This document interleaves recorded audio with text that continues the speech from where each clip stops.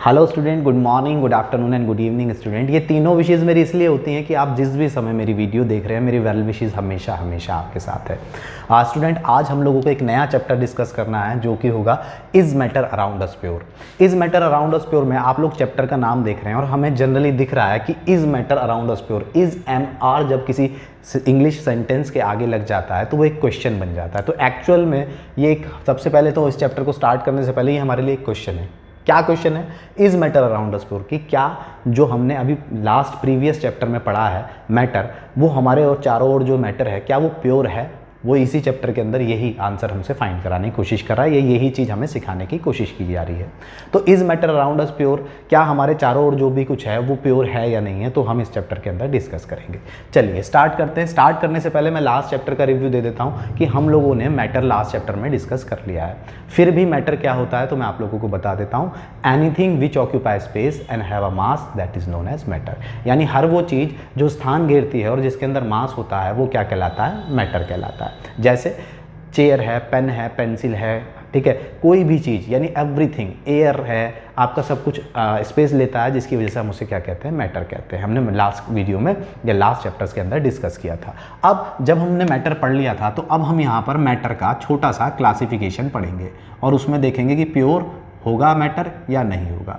तो on the basis of their chemical nature, chemical nature के base पे matter को क्लासिफाइड कर सकते हैं हम। तो मैटर के, जब मैटर को क्लासिफाइड करते हैं केमिकल नेचर के बेस पे, या मैं इधर मैटर को क्लासिफिकेशन कर देता हूँ कि अगर हम केमिकल प्रॉपर्टीज़ के बेस पे या केमिकल नेचर के बेस पे जब मैटर को क्लासिफाइड करते हैं तो ये दो पार्ट्स में डिवाइड हो जाता है। अब मैटर हमारा दो तरीके का होता है। एक मैटर को बोलते हैं प्योर सब्सटेंस, एक को बोलते हैं प्योर सब्सटेंस, और सेकंड जो होता है वो होता है हमारे पास इम्प्योर सब्सटेंस। सेकंड होता है इम्प्योर सब्सटेंस।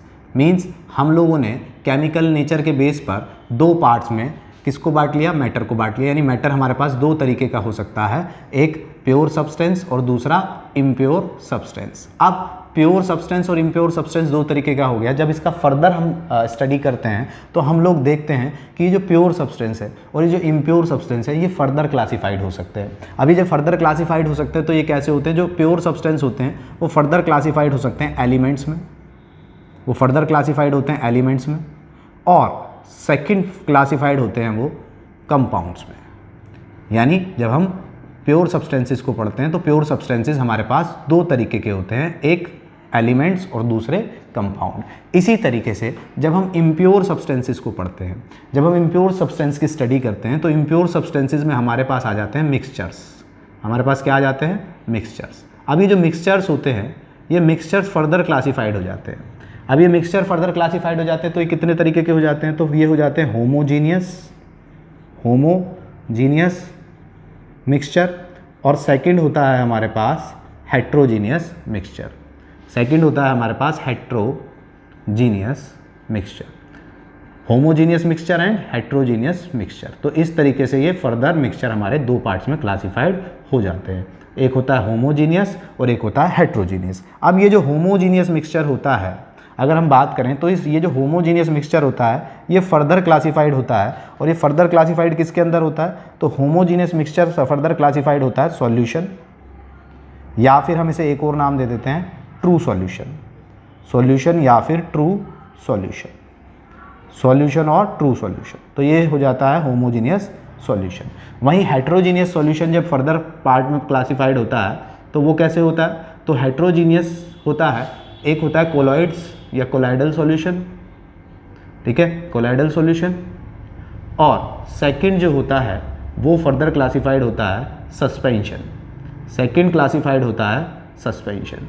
तो इस तरीके से जब हम मैटर की स्टडी करेंगे और देखेंगे कि is matter around us pure, क्या जो चारों ओर हमारे पास मैटर है वो प्योर है या नहीं है, तो हमें इन सारे एलिमेंट्स या इन सारे कंसेप्ट को डील करना पड़ेगा। तो जनरली इस चैप्टर के अंदर हमें इस सारे कंसेप्ट को डील करना है। इन शॉर्ट हम लोगों ने क्या देख लिया? एक फ्लो चार्ट के थ्रू हमने देख लिया कि जब हम मैटर की स्टडी करते हैं तो मैटर क्या होता है? Anything which occupy space and have a mass that is known as matter. Matter को जब हम किस बेस पर, केमिकल नेचर पर, on the basis of particles के केमिकल नेचर पर देखते हैं, स्टडी करते हैं, तो वो दो तरीके का हो जाता है, एक प्योर सब्सटेंस और सेकंड होता है इम्प्योर सब्सटेंस। अब ये जो प्योर सब्सटेंस होते हैं ये फर्दर क्लासिफाइड हो सकते हैं, यानी प्योर सब्सटेंस को हम दो पार्ट्स में पढ़ते हैं। फर्स्ट होता है हमारे पास एलिमेंट्स और सेकेंड होते हैं कंपाउंड्स। एलिमेंट्स और कंपाउंड्स के बाद जनरली हम यहाँ पर क्या करते हैं, जब इम्प्योर सब्सटेंसेस को पढ़ते हैं तो इम्प्योर सब्सटेंसेस के अंदर हम पढ़ते हैं मिक्सचर्स। और जब हम मिक्सचर्स को स्टडी करते हैं तो मिक्सचर्स दो तरीके के हो जाते हैं, एक होता है होमोजीनियस मिक्सचर और सेकंड होता है हमारे पास हेट्रोजीनियस मिक्सचर। अब जब होमोजीनियस मिक्सचर होता है तो होमोजीनियस मिक्सचर किस तरीके का होता है, तो उसको हम सॉल्यूशंस, होमोजीनियस मिक्सचर बनते हैं सॉल्यूशंस, उनको सॉल्यूशन बोला जाता है या फिर कई बार ट्रू सॉल्यूशन बोला जाता है। वहीं हेट्रोजीनियस सॉल्यूशन जब हम स्टडी करते हैं तो हेट्रोजीनियस सॉल्यूशन दो तरीके के बनते हैं, एक होते हैं कोलाइडल सॉल्यूशन और सेकंड होते हैं सस्पेंशन। तो इन शॉर्ट हम इस तरीके से इस चैप्टर के अंदर सारे कंसेप्ट की स्टडी करेंगे। चलिए मैं एक बार हट जाता हूँ, आप इसका स्क्रीनशॉट ले लीजिए, फिर वन बाय वन हम इन सारी चीज़ों को डिस्कस करेंगे। ले लीजिए आप इसका screenshot.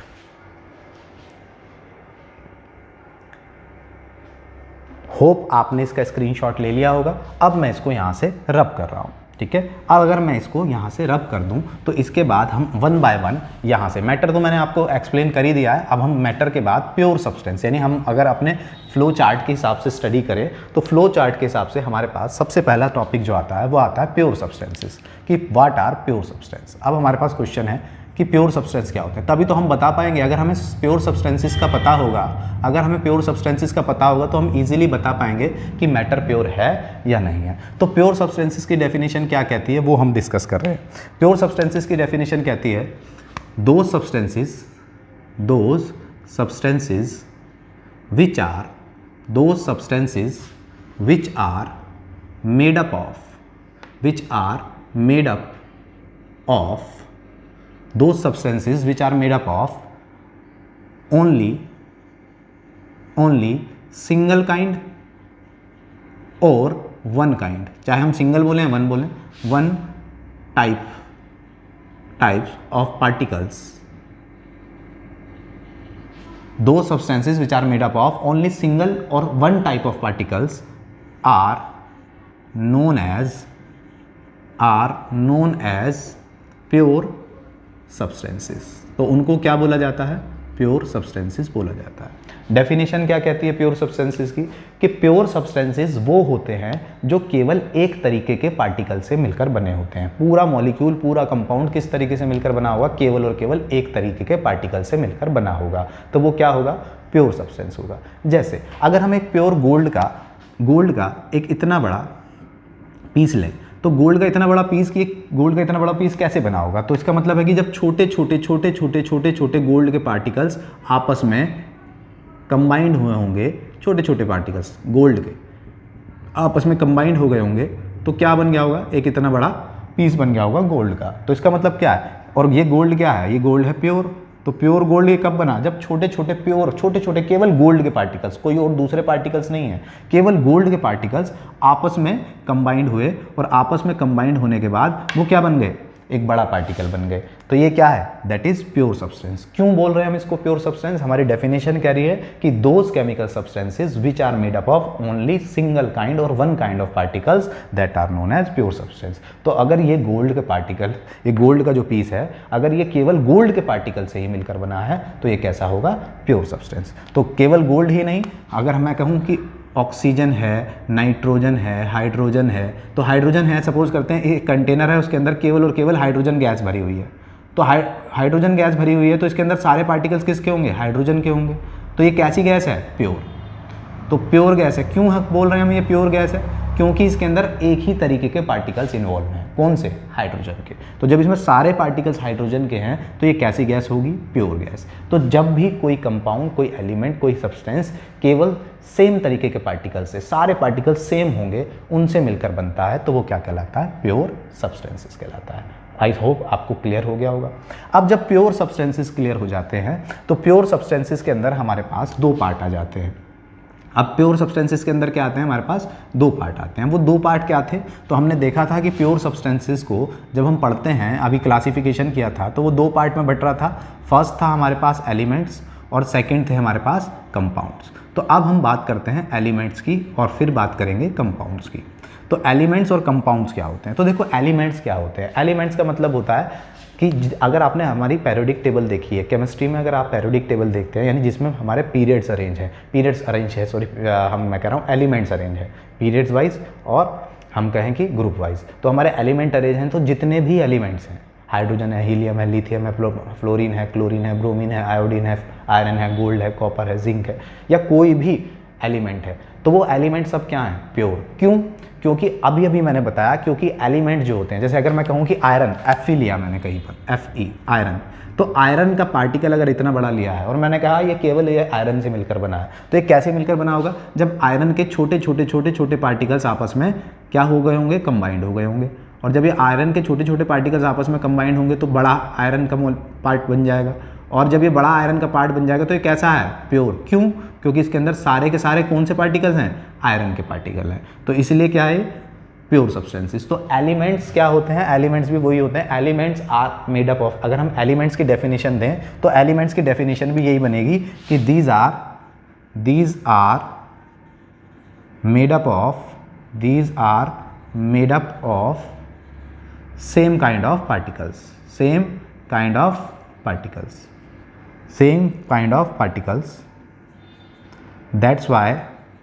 that is why they are known as pure substances. They are known as pure substances.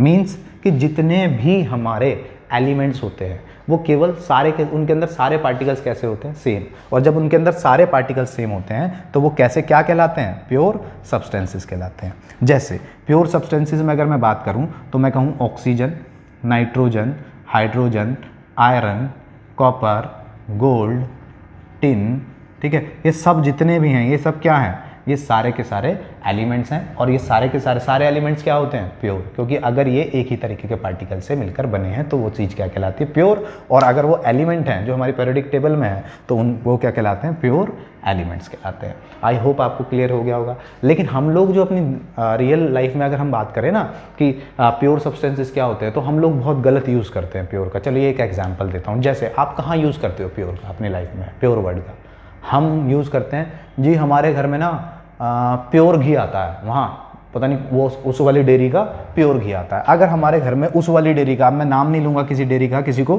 ठीक है, लेकिन आप समझ जाओ कौन सी डेयरी की बात कर रहा हूँ, वही आपके पड़ोस वाली डेयरी की जिसके यहाँ से आपका घी आता है। तो अगर मैं उसकी पड़ोस वाली डेयरी की बात कर रहा हूँ तो आप कहते हो जी प्योर घी आता है हमारे यहाँ, तो pure ghee.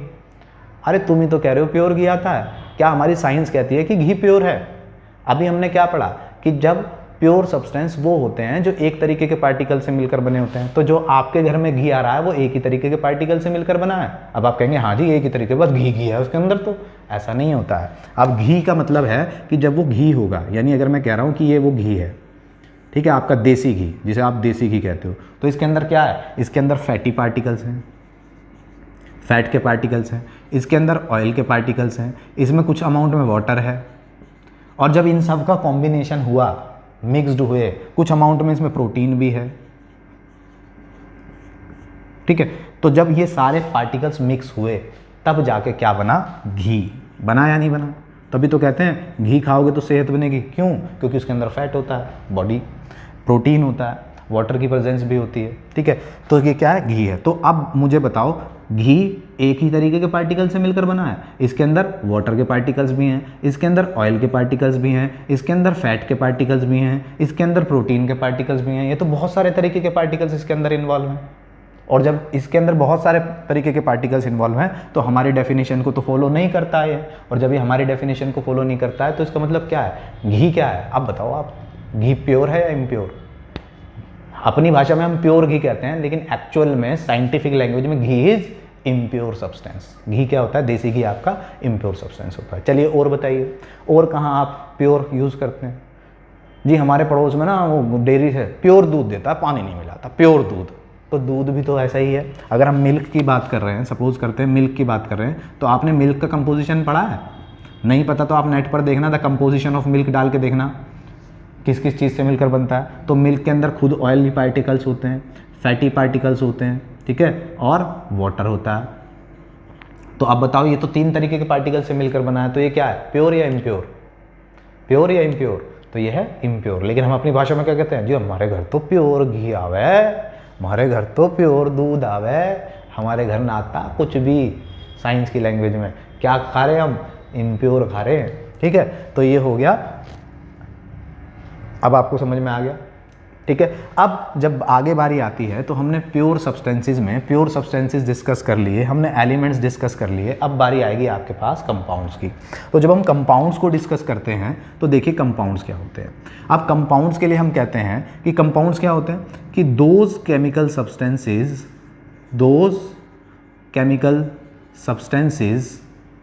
which are made up of those chemical substances which are made up of two or more than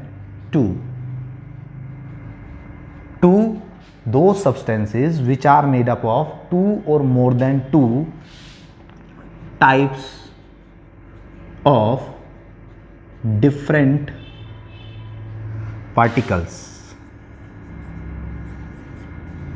Those chemical substances which are made up of two or more than two types of different particles when combined together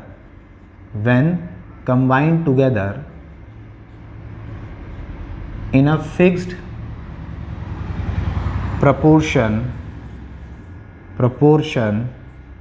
by mass या फिर हम कहें what are known as compounds. तो ये होती है compounds की definition. अब डेफिनेशन से समझते हैं डेफिनेशन क्या कह रही है। ये डेफिनेशन कह रही है कि दोज केमिकल सब्सटेंसेस, वो chemical substances which are made up of two और more than two types of different particles, जो दो या दो से ज्यादा अलग अलग तरीके के पार्टिकल से मिलकर बनेंगे। टू और more than two types of different particles when combined together, जब ये आपस में कंबाइंड होंगे in fixed proportion by mass, यानी जब उनके पार्टिकल्स के बीच में रेशो क्या होगा, फिक्स। पार्टिकल्स तो अलग अलग होंगे लेकिन जब उनके बीच में रेशो फिक्स होगा तो वो क्या कहलाएगा, कंपाउंड। फॉर एग्जाम्पल, जैसे कंपाउंड का एग्जाम्पल होता है H2O, कंपाउंड का एग्जाम्पल होता है CO2, कंपाउंड का एग्जाम्पल होता है आपका H2SO4, कंपाउंड का एग्जाम्पल होता है आपके पास CaCO3, कंपाउंड का एग्जाम्पल होता है आपके पास NaCl। तो ये सारे क्या हैं, कंपाउंड। यानी जिस भी चीज़ का आपके पास फॉर्मूला है वो क्या है, कंपाउंड है। तो अब एक बात माइंड में स्ट्रक कर रही होगी कि सर अभी डेफिनेशन कह रही थी प्योर सब्सटेंसेस की कि प्योर सब्सटेंस वो होते हैं जो एक सिंगल तरीके के पार्टिकल से मिलकर बने होते हैं, लेकिन यहाँ तो ये अलग अलग तरीके के पार्टिकल से मिलकर बने हुए हैं। तो ऐसे कैसे हो रहा है, तो अलग अलग तरीके के पार्टिकल्स देखो, जैसे H2O की बात करें तो इसके अंदर कितने कौन कौन से पार्टिकल हैं, हाइड्रोजन के पार्टिकल्स हैं और ऑक्सीजन के पार्टिकल्स हैं। लेकिन हाइड्रोजन के पार्टिकल्स और ऑक्सीजन के पार्टिकल्स में मास का रेशो क्या होना चाहिए, फिक्स्ड प्रोपोर्शन बाय मास, है ना, fixed proportion by mass. Ratio, proportion माने होता है रेशो। अब मास, हाइड्रोजन देखो H2O, अगर आपको पता है हाइड्रोजन का मास 1 होता है और कितने हाइड्रोजन है 2, तो क्या हो गया, हाइड्रोजन का मास हो गया यहाँ पे 2, ऑक्सीजन का मास होता है 16, ठीक है। तो रेशो अगर इन दोनों के बीच में देखें तो 2 से 2 कैंसिल आउट हो जाएगा और ये हो जाएगा 1:8। मीन्स H2O के मॉलिक्यूल के अंदर, H2O के मॉलिक्यूल कंपाउंड के अंदर हाइड्रोजन और ऑक्सीजन के बीच में रेशो क्या होता है, 1:8 का रेशो होता है और ये रेशो हमेशा फिक्स होता है। तो जब रेशो फिक्स है, अगर मैं आप क्या कहूँ कि अगर मैं 5 वाटर के मॉलिक्यूल लूँ तो क्या रेशो चेंज होगा, नहीं जी, रेशो क्या रहेगा, सिंपलेस्ट रेशो 1:8 ही रहेगा। फॉर एग्जाम्पल देखिए 5 को बाहर कर देता हूँ तो क्या होगा, 2:16 हो जाएगा, 2 से ये कटे कैंसिल आउट होगा तो 1:8 ही आएगा, ठीक है। तो 5 की अगर मैं मल्टीप्लाई करूँ तो ये क्या हो जाएगा, 5:14। और अब ये फिर कट सकते हैं, जब हमें पता है कि कोई चीज़ वैल्यू रेशो में होती है तो कट सकती है। तो 5 1 जा 5, 5 8 जा 40, तो ऑल ओवर क्या है 1:8। मीन्स कितने भी एटम हों, कहीं से भी हों, H2O का मॉलिक्यूल तभी बनेगा जब उसका रेशो फिक्स होगा। और जिन एटम्स में, जिन मॉलिक्यूल्स में रेशो फिक्स होता है उन्हें क्या बोला जाता है, कंपाउंड। और कंपाउंड अगर रेशो फिक्स है और उसे हम कंपाउंड बोल रहे हैं तो ये किस क्लास में रखे जाते हैं, प्योर सब्सटेंसेस की क्लास में रखे जाते हैं। और कंपाउंड का केस में हमेशा रेशो फिक्स होता है। आई होप ये बात क्लियर हो गई होगी। तो आपको कंपाउंड्स भी क्लियर हो गए, आपको एलिमेंट्स भी क्लियर हो गए, कंपाउंड की डेफिनेशन भी हो गई, कंपाउंड के एग्जाम्पल्स भी हो गए। अब पारी आती है आगे, आप क्या डिस्कस करना है। तो कंपाउंड तो हमने डिस्कस कर लिया, प्योर सब्सटेंसेस हम लोगों ने डिस्कस कर लिए। अब बारी किसकी आएगी, तो अब बारी आएगी इम्प्योर सब्सटेंसेस की, कि ये इम्प्योर सब्सटेंसेस क्या होते हैं। चलिए अब हम इम्प्योर सब्सटेंसेस को देखते हैं। तो जब हम इम्प्योर सब्सटेंसेस की बात करते हैं तो इम्प्योर सब्सटेंसेस की डेफिनेशन क्या कहेगी, अब वो देख लेते हैं। इम्प्योर सब्सटेंसेस की डेफिनेशन क्या कहेगी वो भी हम लोग डिस्कस कर लेते हैं। इम्प्योर सब्सटेंसेस क्या होंगे, तो प्योर के रिवर्स, जो चीज़ प्योर नहीं है वो क्या किस क्लास में रखी जाएगी, इम्प्योर। तो प्योर की डेफिनेशन थी those substances which are made up of only one kind of particle, एक तरीके के पार्टिकल से मिलकर बनेंगे तो प्योर। अब हम यहाँ क्या कहेंगे कि दो सब्सटेंसेस, इसकी रिवर्स कर देते हैं थोड़ी सी, those substances which are made up of two or more than two or more than two types of particles combined together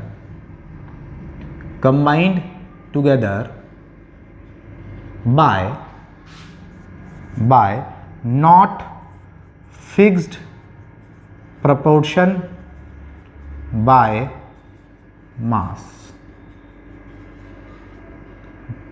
that are known as impure substances, means impure substance क्या होते हैं कि वो substances जो दो या दो से ज़्यादा तरीके के पार्टिकल से मिलकर बने होते हैं। तो सर ये तो कंपाउंड हुए, अभी आपने यही डेफिनेशन तो दी थी, लेकिन वहां कंपाउंड में क्या था, कंपाउंड की डेफिनेशन थी कि दो substances which are made up of two और more than two types of particles in combined together in a fixed ratio. जब वो दो पार्टिकल्स फिक्स्ड रेशो में आपस में कंबाइंड होते हैं तो वो होता है कंपाउंड।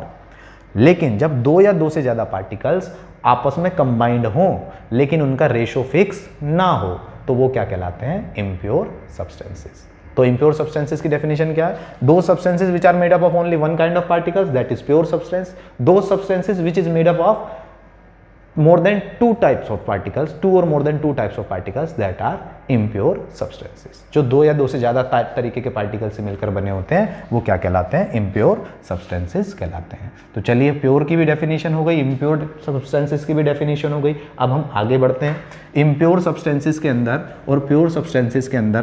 प्योर substances को तो हमने क्लासिफाइड कर ही लिया था, अब impure substances को आगे बढ़ाते हैं। जब इम्प्योर सब्सटेंसेस को हमने आगे बढ़ाया था तो इम्प्योर सब्सटेंसेस किस तरीके के होते हैं, मिक्सचर्स। अब बारी आती है कि मिक्सचर की डेफिनेशन क्या बनेगी, तो जो अभी लिखी थी वही डेफिनेशन मिक्सचर की बन जाएगी कि मिक्सचर क्या होते हैं, mixture are those chemical substances, mixtures are those substances which are made up of two or more than two types of different particles when combined together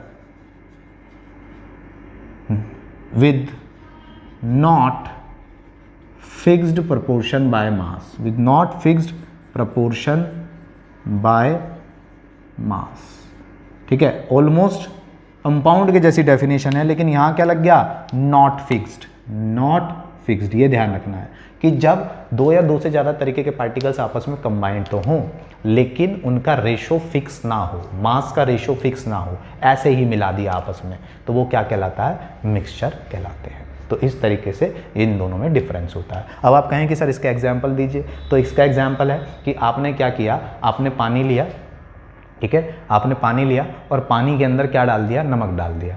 अब आप देखिए मिक्सचर कैसे है, क्योंकि रेशो फिक्स नहीं है। सपोज करो आपने नींबू पानी बनाना है और मैंने क्या किया, चार स्टूडेंट्स को नींबू पानी बनाने के लिए कहा, सबको एक एक नींबू दे दिया।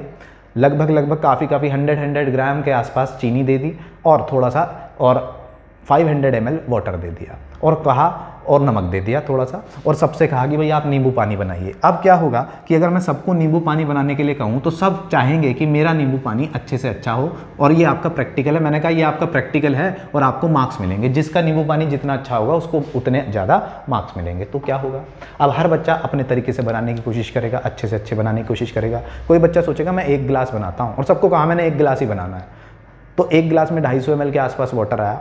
अब आपने क्या किया, एक बच्चे ने कहा कि पूरा नींबू तो ज़्यादा हो जाएगा, मैं आधा डालता हूँ। उसने आधा नींबू डाला। उसने कहा ये जो 100 ग्राम चीनी है, 100 ग्राम चीनी तो ज़्यादा हो जाएगी, मैं 50 ग्राम चीनी डालता हूँ। उसने कहा नमक तो बस मैं टेस्ट के लिए डालना है, तो उसने आधा चम्मच से भी कम नमक डाल दिया।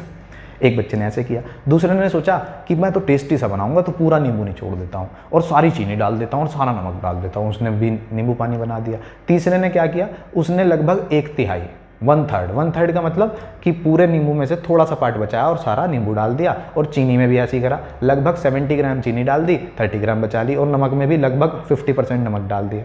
यानी चारों ने अलग अलग रेशो में चीज़ें डाली। जब चारों ने अलग अलग रेशो में चीज़ें डाली लेकिन और वो मेरे पास बना के लाए, चारों ग्लास मेरे सामने रख दिए। मैंने पूछा भाई क्या बना के लाए हो, तो सबने क्या कहा, सर नींबू पानी। मीन्स सबका रेशो अलग अलग है, सबने 2 या 2 से ज़्यादा चीज़ों को आपस में मिक्स किया, लेकिन सबका रेशो अलग अलग है। और रेशो अलग अलग होने के बावजूद भी नाम एक ही ले रहे हैं, क्या, नींबू पानी। तो ऐसा सब्सटेंस क्या कहलाएगा, ऐसा सब्सटेंस क्या कहलाएगा, इम्प्योर सब्सटेंस। ऐसा सब्सटेंस क्या कहलाएगा, इम्प्योर सब्सटेंस। ठीक है, जहाँ रेशो फिक्स नहीं होता, आप किसी भी रेशो में कुछ भी मिला दीजिए, ठीक है, काम हो जाएगा आपका, तो वो क्या कहलाता है, इम्प्योर सब्सटेंस। तो है तो सारे नींबू पानी, लेकिन सबका टेस्ट अलग होगा, कंपोजिशन अलग अलग होगी, तो सब क्या है, किस क्लास में रखूंगा, इम्प्योर सब्सटेंसेस में। अगर कोई बुक में कहीं पर लिखा होता कि भाई नींबू पानी, 1 गिलास नींबू पानी बनाने के लिए इतना ही नींबू, इतना ही पानी, इतनी ही चीनी डालनी है, और सब उतनी ही चीनी डाल के लाते और सबको तब बनाते, तो वो क्या होता, फिर हम उसे किस में रखते, प्योर सब्सटेंस। तो प्योर सब्सटेंस में कंपोजिशन फिक्स होता है, रेशो फिक्स होता है। इम्प्योर सब्सटेंसेस में रेशो फिक्स नहीं होता है। और मिक्सचर क्या होते हैं, इम्प्योर सब्सटेंसेस होते हैं। वो तो मिक्सचर ही तो है, मिक्स कर दिया बस सारे बच्चों ने नींबू पानी और सारी चीज़ों को, कैसे, अपनी मर्जी से। जब अपनी मर्जी से कोई भी चीज़ आपस में मिला दी जाती है तो मिक्सचर होता है। और एक बात और ध्यान रखिए, मिक्सचर का कभी भी कोई फार्मूला नहीं होता है, क्योंकि फार्मूला उस चीज़ का होता है जिसमें रेशो फिक्स होता है। मिक्सचर में रेशो फिक्स नहीं होता है, इसलिए मिक्सचर का कोई भी फार्मूला नहीं होता है। अब थोड़ी सी बात करनी है हमें डिफरेंस की, डिफरेंस बिटवीन